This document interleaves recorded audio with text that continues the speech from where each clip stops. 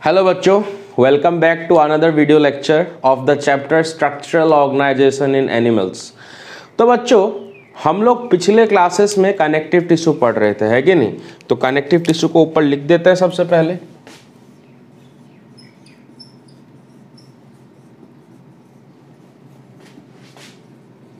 और connective tissue में बच्चों हम लोग पढ़ रहे थे specialised connective tissue. Specialised connective tissue में से जो अपना स्केलेटल कनेक्टिव टिश्यू था, कार्टिलेज और बोन, वो हमने खत्म किया। ओके, आज हम लोग क्या डिस्कस करने वाले हैं? Fluid connective tissue. और फ्लूइड कनेक्टिव टिश्यू में बच्चों हम लोग आज डिस्कस करेंगे यहाँ पर blood. Okay, so today our topic of discussion is blood. तो आज का टॉपिक जो है बहुत इंटरेस्टिंग होने वाला है, ध्यान देके सुनिए। तो सबसे पहले ब्लड क्या है? ये एक स्पेशलाइज्ड फ्लूइड कनेक्टिव टिश्यू है। इट इज अ स्पेशलाइज्ड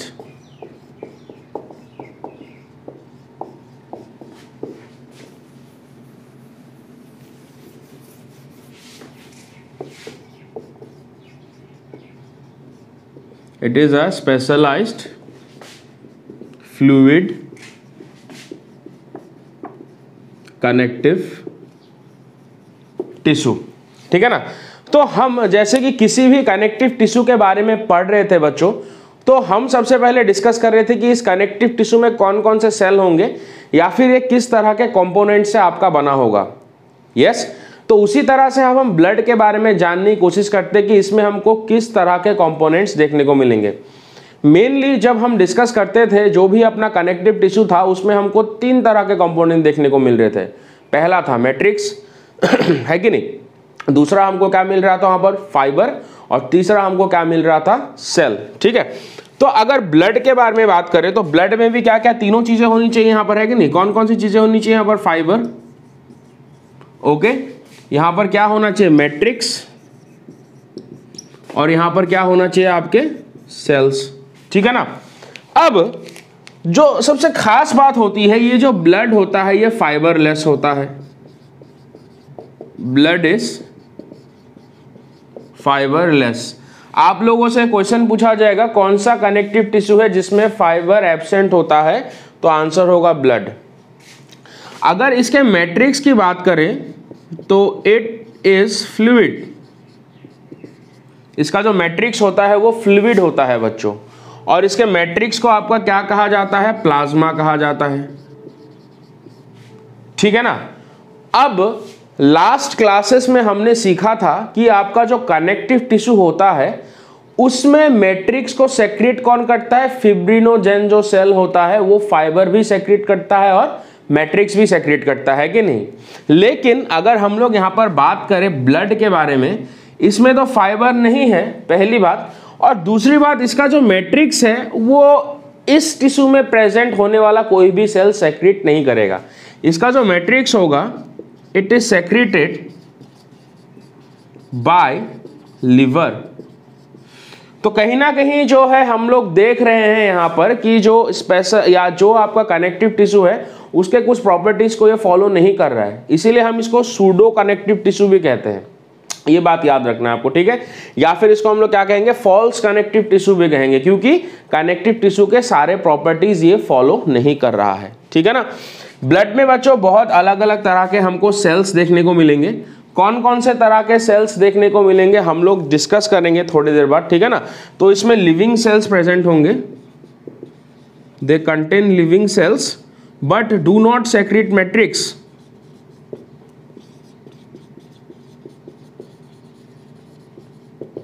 ये कोई भी मैट्रिक्स सेक्रेट नहीं करेंगे आपका, ठीक है ना? इसमें से आरबीसी देखने को मिलेगा आपको, डब्ल्यूबीसी देखने को मिलेगा, ठीक है ना? तो इस तरह के प्लाज्मा सेल्स आपको देखने को मिलेंगे, लेकिन यहाँ पर ये मैट्रिक्स सेक्रेट नहीं करेंगे, ना ही ये फाइबर सेक्रेट करने वाले। तो ये तो थोड़ा सा जनरल बातें हम लोग डिस्कस कर रहे हैं, किसके बारे में? ब्लड के बारे में, ठीक है? और भी कुछ इसके बारे में मैं आपको बताता हूँ यहाँ पर, जैसे कि एक नॉर्मल एडल्ट के बॉडी में, इन एन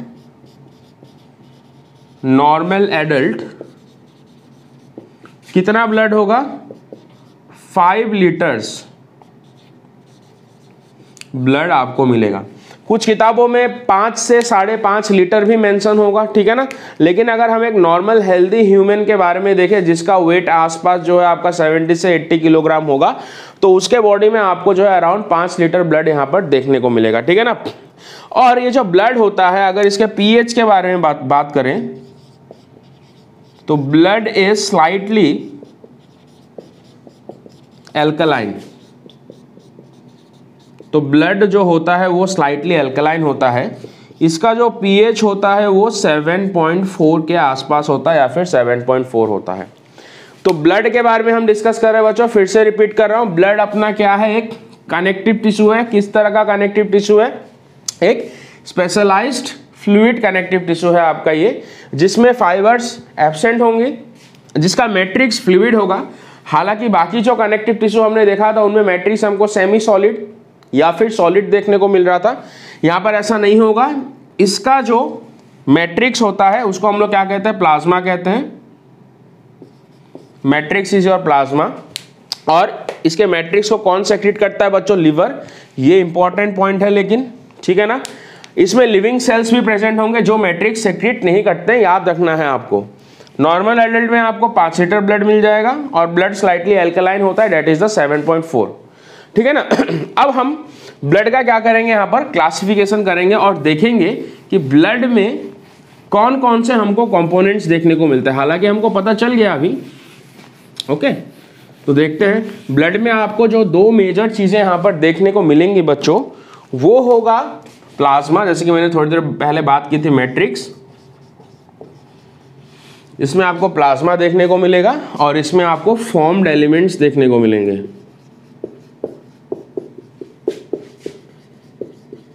फॉर्म्ड एलिमेंट्स मतलब सेल्स आपको यहां पर देखने को मिलेंगी। और प्लाज्मा अगर बोल दे तो मैट्रिक्स, ये आपको यहां पर देखने को मिलेगा, ठीक है। तो इनको हम लोग आज समझने की कोशिश करते हैं। हालांकि एक और चैप्टर है जहां पर आपको ब्लड के बारे में दोबारा से डिटेल में पढ़ना पड़ेगा, ठीक है ना, जो अपना सर्कुलेटरी वाला चैप्टर है, ओके, उसमें हमको पढ़ना पड़ेगा। तो प्लाज्मा के बारे में अगर बात करें तो पूरे ब्लड में से जो प्लाज्मा का परसेंटेज होता है वो होता है 55%। 55% of total blood is plasma. और यहां पर अगर फॉर्म्ड एलिमेंट्स के बारे में बात कर ले तो ये होगा 45% ऑफ द टोटल ब्लड, ठीक है ना। अगर हम लोग यहां पर प्लाज्मा के बारे में बात करें तो ये कलरलेस विस्कस फ्लूइड होता है। It is colourless viscous fluid. हालांकि कुछ किताबों में इसका कलरलेस मेंशन ना करके जो है आपका स्ट्रॉ कलर भी बताया गया है, ठीक है ना। लेकिन एनसीईआरटी में कलरलेस मेंशन है तो हम इसको कलरलेस मान के चलेंगे, यहाँ पर कलरलेस ही होता है आपका। और विस्कस फ्लूइड मतलब एक स्लिपरी फ्लूइड होगा आपका ये, ठीक है ना, ओके। फॉर्म्ड एलिमेंट्स में आपको क्या क्या देखने को मिल जाएंगे, फॉर्म्ड एलिमेंट्स में आपको कुछ सेल्स देखने को मिल जाएंगे जैसे कि एरिथ्रोसाइट्स, मतलब कि RBC, ल्यूकोसाइट्स मतलब कि WBC, that is the white blood corpuscles, और थ्रोम्बोसाइट्स। थ्रोम्बोसाइट्स मतलब प्लेटिलेट्स। प्लेटिलेट्स आपको यहां पर देखने को मिलेगा, ठीक है ना। अगर हम यहां पर प्लाज्मा के बारे में बात करें तो प्लाज्मा में क्या क्या देखने को मिलेगा बच्चों, ये इंपॉर्टेंट होगा। प्लाज्मा में आपको वाटर देखने को मिलेगा। प्लाज्मा में जो वाटर होगा वो होगा आपका तकरीबन 91% आपको यहाँ पर वाटर देखने को मिलेगा प्लाज्मा में। मतलब इस 55% में से मैक्सिमम पार्ट 91% आपको क्या देखने को मिलेगा, वाटर। फिर उसके बाद आपको प्रोटीन्स देखने को मिलेगा। प्रोटीन जो होता है प्लाज्मा में बच्चों वो होता है 7%, ठीक है ना। प्रोटीन्स के अलावा आपको प्लाज्मा में जो है कुछ इनऑर्गेनिक सॉल्ट्स देखने को मिलेगा।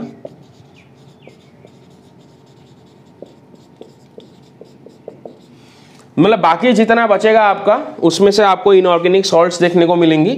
इनऑर्गेनिक सॉल्ट्स जैसे कि आपको यहाँ पर सोडियम देखने को मिलेगा, मैग्नीशियम देखने को मिलेगा, कैल्शियम देखने को मिलेगा, ठीक है ना। तो सोडियम देखने को मिलेगा, कैल्शियम मिलेगा, मैग्नीशियम मिलेगा, बाइकार्बोनेट, ठीक है ना, उसके अलावा क्लोराइड भी देखने को मिलेगा। अगर आपको नीट में पूछा जाए which is the principal salt of plasma या फिर ब्लड, तो आपका आंसर होना चाहिए सोडियम। तो सोडियम जो है सबसे ज्यादा मात्रा में पाया जाता है आपका, बाकी सारे कम मात्रा में आपको मिलेंगे, ठीक है ना। इसके अलावा आपको यहां पर कार्बोहाइड्रेट्स भी देखने को मिलेगा, ज्यादातर वो ग्लूकोज के फॉर्म में होंगे, लिपिड्स भी देखने को मिलेगा, ठीक है ना। तो ये सारे जो हैं आपको प्लाज्मा में देखने को मिलेंगे। प्लाज्मा में क्या क्या देखने को मिलेगा बच्चों आपको? प्लाज्मा किससे बना होगा? वाटर, प्रोटीन, इनऑर्गेनिक सॉल्ट्स, इसमें कार्बोहाइड्रेट्स भी रहेंगे और लिपिड भी रहेंगे, ठीक है। अब मैं आपको कुछ इंपॉर्टेंट बातें बता रहा हूं। आज के क्लास में एक्चुअली हम लोग किसको डिस्कस करने वाले हैं? आज के क्लास में हम लोग जो है प्लाज्मा को ही डिस्कस करेंगे यहाँ पर। फिर नेक्स्ट क्लास में लगाऊंगा जिसमें हम लोग जो है फॉर्म्ड एलिमेंट्स के बारे में डिटेल में पढ़ेंगे, ठीक है ना। तो इसको थोड़ा हम लोग मिटा देते हैं। अभी तक शायद आपका जो आइडिया क्लियर हो गया होगा। ब्लड मेनली किन से बन रहा है? आपका प्लाज्मा से बन रहा है, जो मैट्रिक्स होता है, जो फ्लूइड होता है, और उसमें कुछ चीजें तैरती रहती हैं, कुछ सेल्स तैरते रहते हैं, वो आपके क्या होते हैं? फॉर्म्ड एलिमेंट्स होते हैं। और ये सारे आपके कहाँ पर प्रेजेंट होंगे? ब्लड वेसल्स के अंदर प्रेजेंट होंगे, जिनमें प्रेशर होगा, जिसके हेल्प से वो क्या करेंगे? फ्लो करेंगे। और प्रेशर देने वाला ऑर्गन कौन है, या फिर प्रेशर जनरेट करने वाला ऑर्गन यहाँ पर है अपना हार्ट, ठीक है ना। तो हम लोग प्लाज्मा के बारे में डिस्कस कर रहे हैं, जिसके बारे में मैंने बोला कि पूरे ब्लड में से 55% आपका प्लाज्मा है। ये कलरलेस और विस्किड फ्लूइड है आपका। इसमें क्या क्या मिलने वाला है आपको? वाटर मिलेगा 91%, प्रोटीन मिलेगा 7%, और बाकी जितने बचे उसमें से इनऑर्गेनिक सॉल्ट्स होगा। जो मेन सॉल्ट आपको मैक्सिमम अमाउंट में मिलने वाला है वो है सोडियम, कार्बोहाइड्रेट भी मिलेगा और लिपिड भी मिलेगा, ठीक है ना। और उधर जो बाकी 45% फॉर्म्ड एलिमेंट्स हैं आपके, उसमें से क्या होंगे? एरिथ्रोसाइट्स होंगे, मतलब red blood corpuscles, white blood corpuscles, leucocytes and thrombocytes, जिनको हम लोग प्लेटलेट्स कहते हैं, जो हम अगले क्लास में पढ़ने वाले हैं, ठीक है ना। तो इसको थोड़ा हम लोग यहाँ पर मिटा देते हैं फॉर्म्ड एलिमेंट्स को, मुझे थोड़ा जगह चाहिए डिस्कस करने के लिए आप लोगों के साथ। तो अब देखिए, ये जो प्लाज्मा प्रोटीन्स के बारे में बात कर रहे थे, मैं इन्हीं के बारे में अभी आपको बताने वाला हूँ, ठीक है ना। So now will be discussing about the plasma proteins.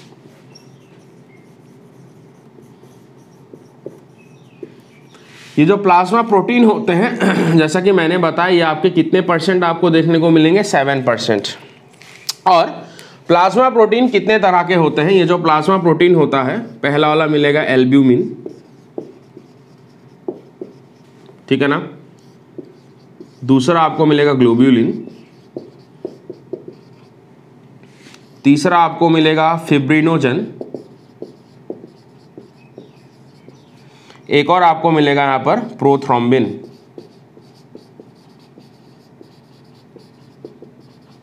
ठीक है। हम इन सब का यहां पर जो है फंक्शन डिस्कस करेंगे। सबसे पहले अगर हम लोग एल्ब्यूमिन के बारे में बात करें, ठीक है ना, तो एल्ब्यूमिन जो होता है आपका एक, it is a hydrophilic protein. Hydrophilic protein का मतलब होता है वाटर अट्रैक्ट करने वाला प्रोटीन। ये वाटर को क्या करेगा? अट्रैक्ट करेगा, ठीक है ना। जैसे कि फॉर एग्जांपल, अगर ये आपका ब्लड वेसल है, this your blood vessel, blood vessel के अंदर अगर आपको यहां पर क्या देखने को मिल रहा है? एल्ब्यूमिन प्रोटीन देखने को मिल रहा है। These are the albumin protein. तो ये एल्ब्यूमिन प्रोटीन क्या करेगा? वाटर मॉलिक्यूल को बाइंड करके रखेगा अपने साथ। जैसे कि मैंने जो रेड से ड्रॉ किया है, या फिर ये वाटर मॉलिक्यूल को क्या करेगा? अपने साथ बाइंड करके रखेगा। ओके, हाइड्रोफिलिक है तो वाटर मॉलिक्यूल को क्या करेगा? अट्रैक्ट करेगा। मतलब कि ये ब्लड के फ्लूइडिटी को मेंटेन करने में हेल्प कर रहा है। उसमें पानी, ब्लड में जितना पानी होगा तभी तो ब्लड क्या कर पाएगा? आपका फ्लो कर पाएगा। अगर ब्लड में पानी कम हो गया तो ब्लड कैसा हो जाएगा? गाढ़ा हो जाएगा आपका वो, और वो फ्लो कर पाएगा क्या? नहीं कर पाएगा आपका, है कि नहीं। तो इसीलिए आपका क्या है? ये हाइड्रोफिलिक प्रोटीन है, जो यहाँ पर क्या कर रहा है? फंक्शन क्या है इसका? ये वाटर मॉलिक्यूल को होल्ड कर रहा है, ब्लड के फ्लूइडिटी को इसने मेंटेन करके रखा हुआ है। उसके अलावा क्योंकि ये हाइड्रोफिलिक प्रोटीन है, तो ब्लड कैपिलरी के बाहर जो वाटर होता है आपका, ब्लड कैपिलरी के बाहर जो वाटर मॉलिक्यूल होता है आपका, ठीक है ना, मतलब जो इंटरस्टिशियल स्पेस में जो आपको वाटर मॉलिक्यूल मिलेगा ये उनको भी क्या करता है, अट्रैक्ट करता है। और ये पानी जो होता है फिर ब्लड कैपिलरी के अंदर एंटर करने की कोशिश करता है आपका। तो दोनों साइड से एक प्रेशर भी ये जनरेट करता है कि नहीं। प्रोटीन क्या कर रहा है, जो ब्लड कैपिलरी के बाहर आपका वाटर है उसको ये अट्रैक्ट करने की कोशिश कर रहा है, ठीक है ना। क्यों, क्योंकि प्रोटीन आपका हाइड्रोफिलिक है, वाटर लविंग है, तो एक प्रेशर जनरेट हो रहा है बाहर की तरफ से, ठीक है ना। तो उस प्रेशर को हम लोग क्या कह रहे हैं यहाँ पर, blood colloidal osmotic pressure. So this albumin it is also responsible for BCOP, that is the blood colloidal osmotic pressure.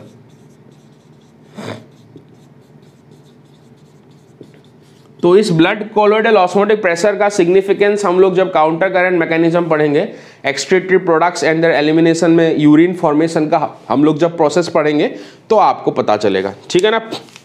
ये जो ग्लोब्यूलिन होता है, तो मेरे ख्याल से एल्ब्यूमिन के बारे में, इस प्रोटीन के फंक्शन के बारे में आप लोग क्लियर हो गया है, ठीक है ना। अगर हम लोग यहाँ पर ग्लोब्यूलिन के बारे में बात करें तो ये जो ग्लोब्यूलिन आपका प्रोटीन होता है ये 3 तरह का होगा, ठीक है ना, जैसे कि अल्फा, बीटा एंड गामा, ठीक है ना। ये जो गामा आपका जो क्या होता है, ग्लोब्यूलिन होता है, इनको हम लोग क्या कहते हैं, इम्यूनोग्लोब्यूलिन्स भी कहते हैं। They are also known as इम्यूनोग्लोब्यूलिन्स।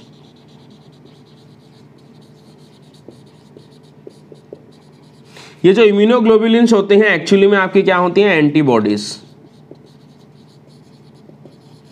मतलब कि ब्लड में अगर कोई पैथोजन एंटर करने की कोशिश करता है तो ये एंटीबॉडीज क्या करेंगे, उसको न्यूट्रलाइज करेंगे आपकी, ठीक है ना। अगर नेक्स्ट हम लोग बात करें यहाँ पर फिब्रिनोजेन और प्रोथ्रोम्बिन के बारे में, तो इन दोनों को भी जो है आपका कौन बना रहा है, लिवर ही बना रहा है। They are synthesised by liver.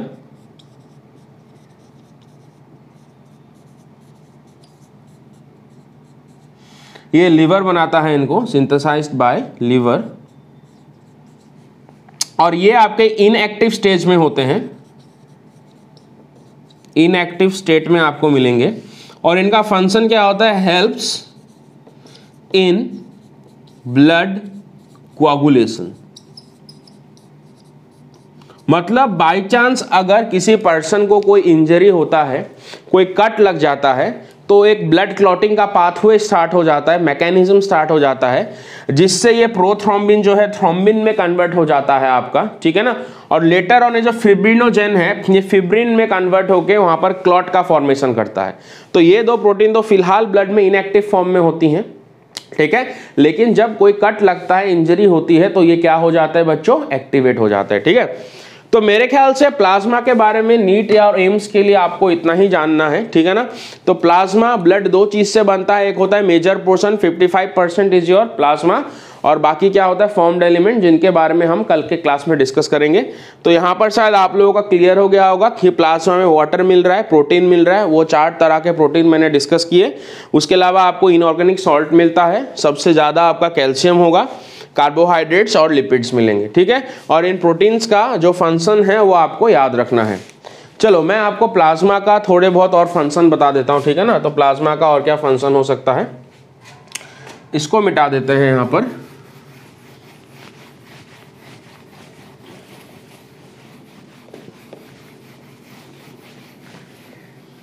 तो let's discuss the function of blood plasma.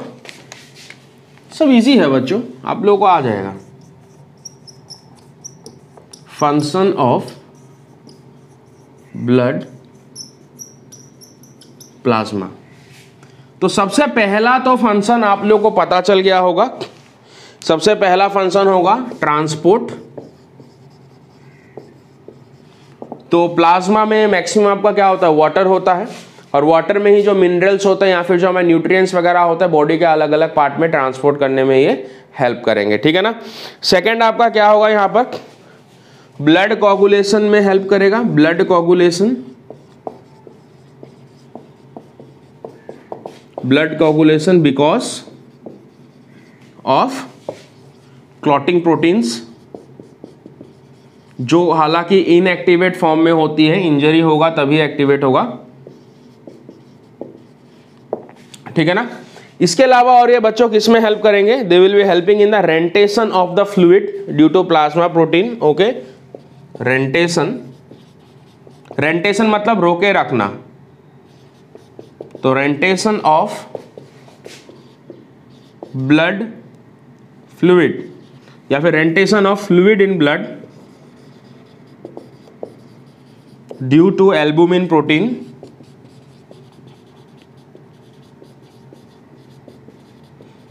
ठीक है ना।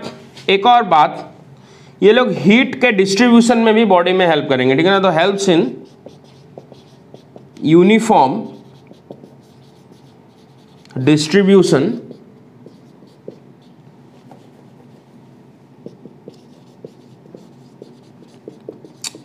Of heat all over the body.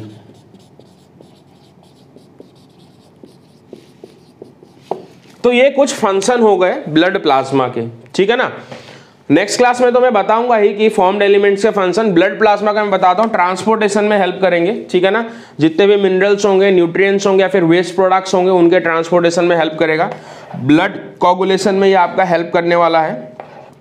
Fluid को बनाए रखेगा ब्लड में, ताकि ब्लड जो है अच्छे से फ्लो कर पाए। और वो किसके वजह से हो रहा है, मैंने बताया एल्बुमिन प्रोटीन जो हाइड्रोफिलिक है।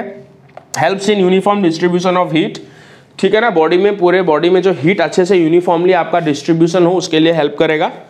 बच्चों एक टर्म है जो मैं आपको बता रहा हूं, सेरम। तो सेरम हम किसको कहते हैं? सेरम होता है आपका plasma minus clotting proteins.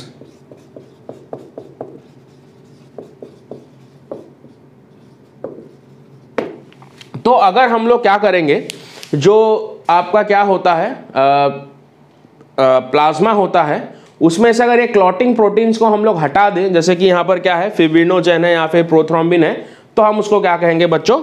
Serum कहेंगे, ठीक है ना। या फिर हम लोग सिंपली कह सकते हैं यहां पर प्लाज्मा माइनस क्लॉटिंग प्रोटीन्स या फिर क्लॉटिंग फैक्टर्स। मतलब बाकी जितने भी क्लॉटिंग फैक्टर्स हैं जो ब्लड में, प्लाज्मा में प्रेजेंट होंगे, उनको हटा देंगे तो हमको क्या मिलेगा? सेरम मिलेगा। तो बच्चों प्लाज्मा के बारे में आपको इतना ही जानना है। अगर कोई डाउट हो रहा है आपको प्लाज्मा के बारे में, कमेंट में जरूर बताइएगा। अगले क्लास में हम लोग ये जो ब्लड है, इसका जो दूसरा कंपोनेंट है फॉर्म्ड एलिमेंट्स, उसके बारे में डिटेल में स्टडी करेंगे। Thank you everybody.